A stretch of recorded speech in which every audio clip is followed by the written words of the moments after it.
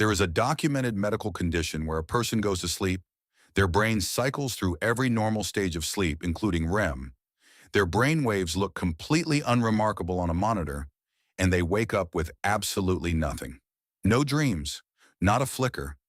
Not because they forgot, because dreaming itself switched off. That condition is real. It has a name, it has documented cases, and it tells us something about why we dream that most people never hear. Because the real answer to why do we dream isn't just about REM sleep or stress processing or whatever your wellness app told you. The actual science is stranger, more contested, and way more interesting than the version that gets passed around. So in this video, we're going to go through what dreaming actually is, what happens when it breaks, what blind people's dreams reveal about the whole thing, and then, the part I want you to stay for, what researchers are now doing to steer dream content in real time, and what that implies about how you could use your own sleep differently. There's one detail near the end that almost nobody talks about, and it genuinely reframes everything before it. Let's start with something that'll shift how you think about this from the jump. People who lose their sight after about age 7 tend to keep dreaming visually, sometimes for the rest of their lives. But people who are born blind never had visual input to begin with, so their dreams are built from something else entirely. A higher presence of auditory, haptic, olfactory, and gustatory sensation in dreams of congenitally blind people has been demonstrated when compared to normally sighted individuals. Sound, touch, smell, taste, that's the raw material. A 2023 study analyzed 180 dreams from congenitally blind people and found their dream reports were loaded with non-visual sensory language in ways that sighted people simply weren't. And here's where it gets strange. A higher presence of auditory, haptic, olfactory, and gustatory sensation was confirmed. But oniric visual imagery in reports of congenitally blind subjects was also noted in opposition to some previous studies, raising questions about the possible underlying neuromechanisms. People who have never seen color still occasionally use visual language in dream reports. Researchers genuinely don't know what to do with that. It seems logically impossible, but it keeps showing up. What this tells us is that dreaming isn't a single thing your brain does. It's more like a construction project, and the brain uses whatever materials it has available. For sighted people, vision dominates so completely that it crowds almost everything else out. In sighted dreamers, less than 1% of dreams involve smell, touch, or taste. For people born blind, the brain redistributes. It builds the same kind of experience using completely different inputs. And that distinction, dreaming as a process that can run on multiple sensory systems, turns out to matter a lot for understanding why the brain does it at all. Congenitally blind participants reported more aggressive interactions and more nightmares compared to other groups. Researchers linked this to a higher rate of frightening real-world experiences, falls, disorientation, accidents, that then surface in sleep, which connects directly to one of the leading theories about what dreams are actually for. There's a line of research called threat simulation theory, and the basic idea is that dreaming functions like a fear rehearsal machine. In one data set, roughly 2/3 of recurring dreams contained a real threat aimed directly at the dreamer, and the dreamer usually attempted some kind of defensive response, as if the brain were running fight or flight drills on repeat. Researchers then tested this more directly. Participants slept with EEG electrodes, were woken to report on dream fear, and then the next day were shown genuinely disturbing images. The more fear they'd experienced in dreams, the less reactive they were to the real disturbing content, suggesting that dreaming fear may actually blunt waking fear response, almost like exposure therapy running automatically overnight. Now, to be fair, other researchers tested the same theory and found the data didn't support several of its core predictions. Real-world threats didn't reliably ramp up dream threat content the way the theory predicts they should. So this is genuinely contested, not settled, but the experimental evidence that dream fear does something to waking fear response is hard to dismiss. Here's a related piece of the puzzle that most people get completely backwards. You're not forgetting your dreams the way you forget a name or a phone number. The mechanism is different. During REM sleep, levels of norepinephrine, a neurotransmitter that's essential for locking experiences into long-term memory, dropped to near zero in the cortex, so the dream isn't fading after the fact. The encoding barely happened in the first place.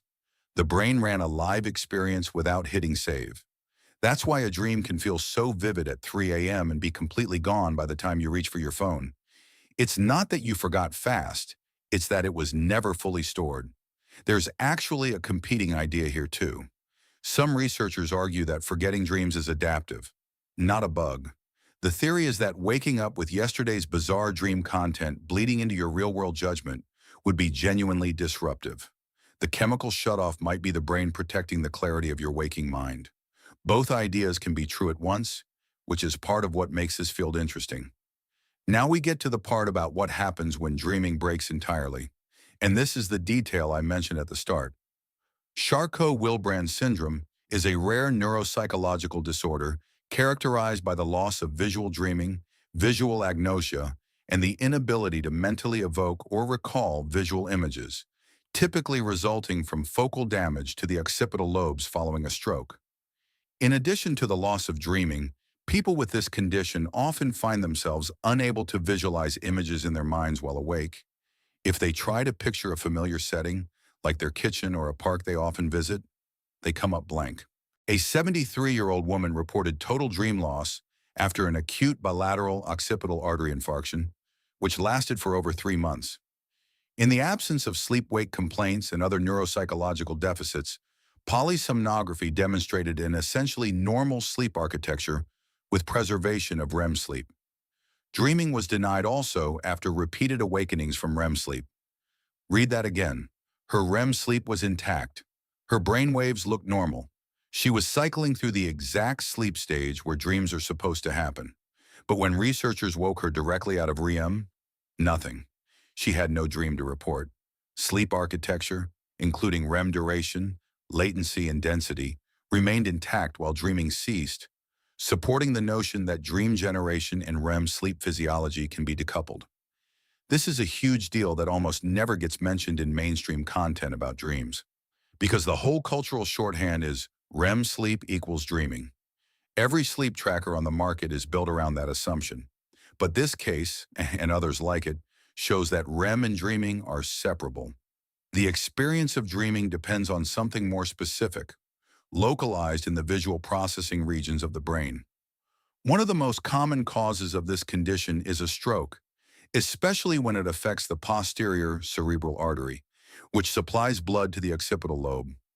Damage there doesn't just disrupt vision, it can switch off the entire dream experience while leaving the sleep architecture completely untouched. So dreaming isn't some vague whole-brain process that emerges from REM. It's more like a specific circuit, one that can be knocked out while everything around it keeps running normally. Now, if that circuit can be disrupted, it can probably also be accessed.